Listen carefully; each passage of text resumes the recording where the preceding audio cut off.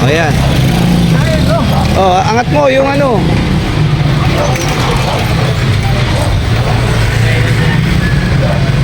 Ingatan nyo mabuti, waway aso.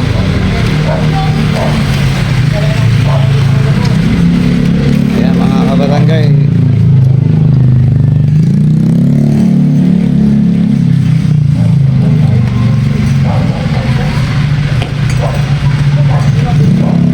Hello mga kabarangay, ito po yung mga nahuli nating aso. Tingnan nyo.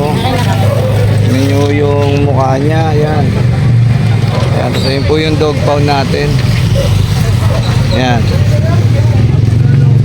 Diyan po natin kinukulong. Dog pound.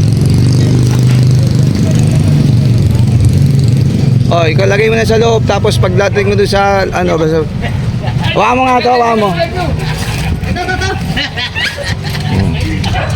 Tapos bitawan mo yung lock.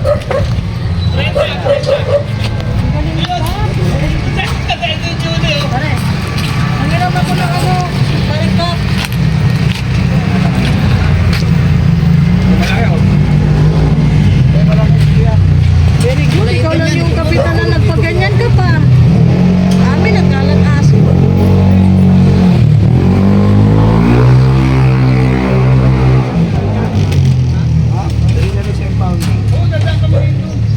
Kunin mo isa. Dalawa kayo, kaya? Ayan, baka makagat. Ayan, doon.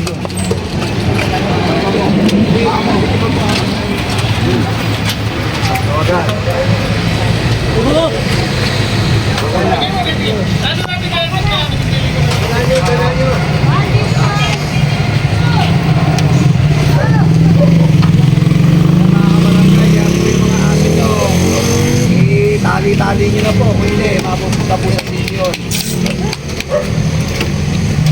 Bawasan na po natin yung mga rabies at yung mga dumi ng aso na nakanggala dyan na puro nakakagat. O, kunin isa. Wala mo po.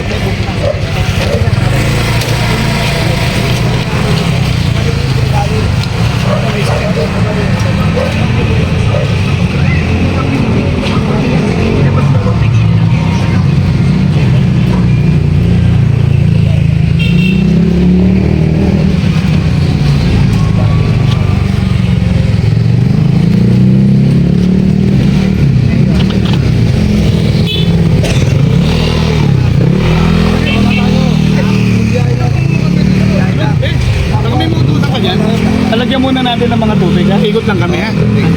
Kahit mga sa baso-baso lang. Tapos yung pagkain biniling ko na ron. Sa ano, sa karinderya. Bibigyan nila ng magkain yan. Bagay nito. Saan tayo ka? Ilog?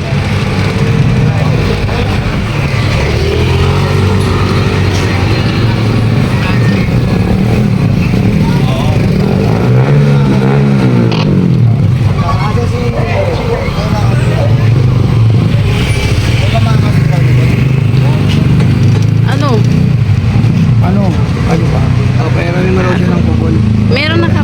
Hinintay ko na lang si Leo.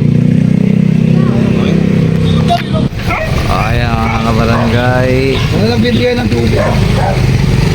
Kaya lagyan ng tubig yan. Na po natin yung panguhuli ng aso at pusa na maiwasan po natin yung mga rabies, dumi ng aso sa tulong po ng mga barangay kagawad, ng buong council. Napagkaisahan po natin sa dami po na nag-PPM na manghuli po tayo ng mga asong gala at mga pusang gala upang makaiwas po tayo sa rabies. Wala naman po tayong gamot ngayon sa center.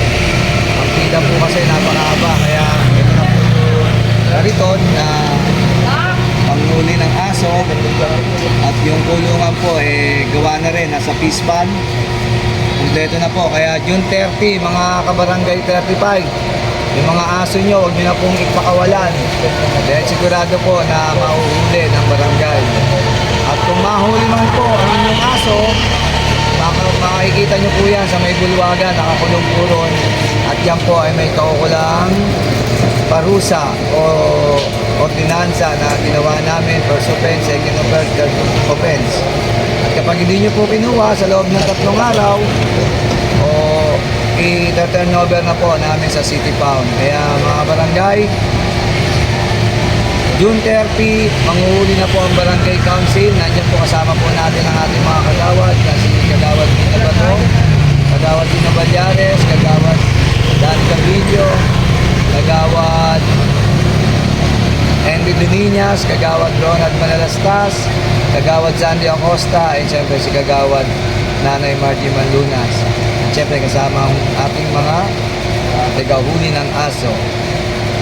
Ayan po, June 30 ah. Parang kaya dapat. Kami na kay Saudi, uwi kayo bilang gusto mag-Saudi.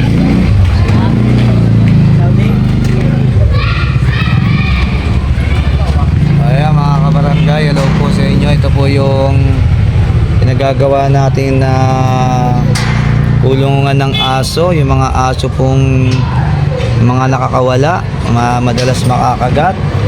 At lagi na lang tayo nagtatakbo ng kagat ng aso.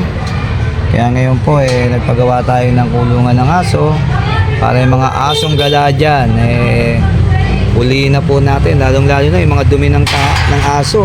Ayan tulad dito sa gumagawa kami Ayan, nakita nyo may dumi ng aso. Ayan po, kaya nagpagawa na po tayo niyan.